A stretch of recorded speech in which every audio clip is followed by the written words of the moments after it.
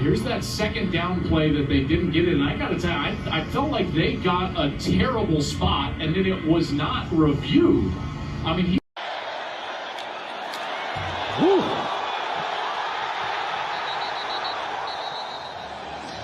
So as he's trying to complete the process of the catch, he's deemed defenseless. Any contact to the head or neck area does not have to be Arvell Reese's helmet or the crown of his helmet.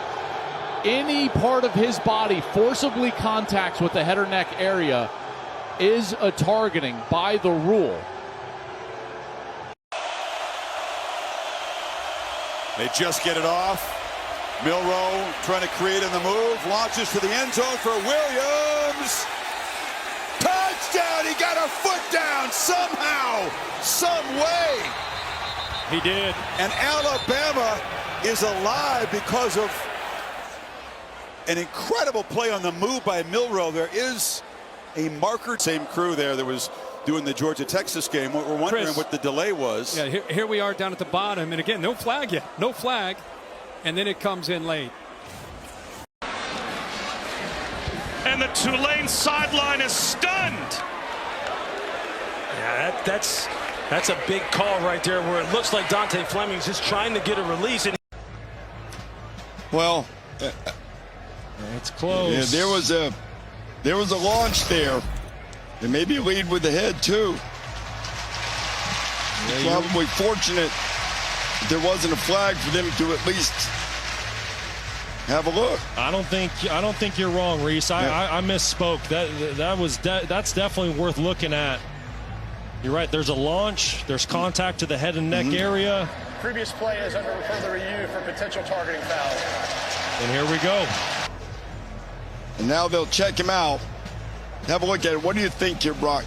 Well, we got to look for an indicator. Let's start with that. We know there's contact to the head and neck area. There is a clear sign. Lowering the head, there's a crouch, there's an upward thrust.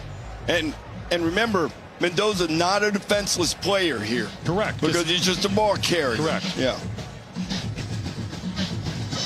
So now Comes down to this. Drones lets it fly.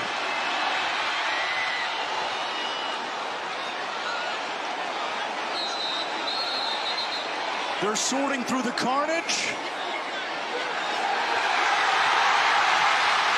Miami has it.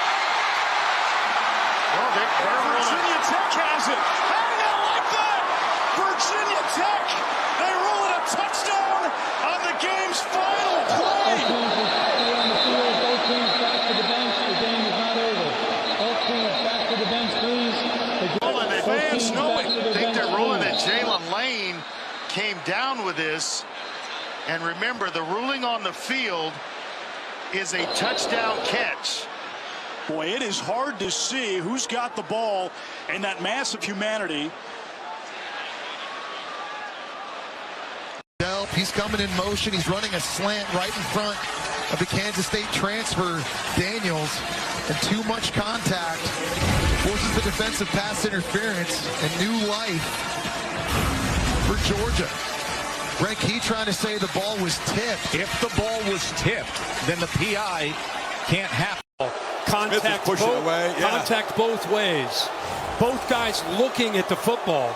The entire the students are now raining bottles down, and this is unfortunate. This is going to delay the game. That's the student section down there in the corner. They're not going to win the Taco Bell contest at this rate. No.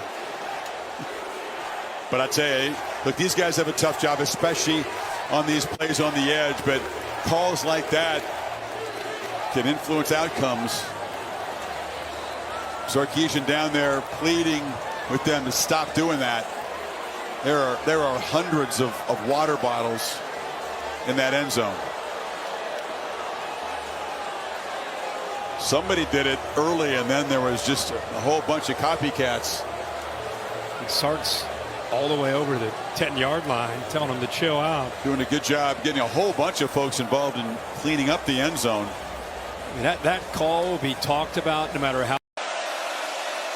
Nussmeier to the end zone, threw a pick. Threw it right into the hands of Imanwari. The Gamecocks taking it the other way. There is a flag on the field. Right into his hands, and right after he threw it, this is the hit that he took right here by Kyle Kennard. Tries to say I didn't do it, but... And again, there's so much still going on in this. That potentially got his hand on this. Take a look. You see that ball fluttering, but it does go into the hands of Stovall. They're going to take a look to see if this is targeting now in the back end. Well, that would be a massive call if it is. Let's bring in Matt Austin, our rules expert. Matt, what do you see here? Well, we definitely have a defenseless receiver, and just as he's turning after catching the ball, he gets hit in the head by the defender. So I would not be surprised if this is called targeting from the booth. I mean, that would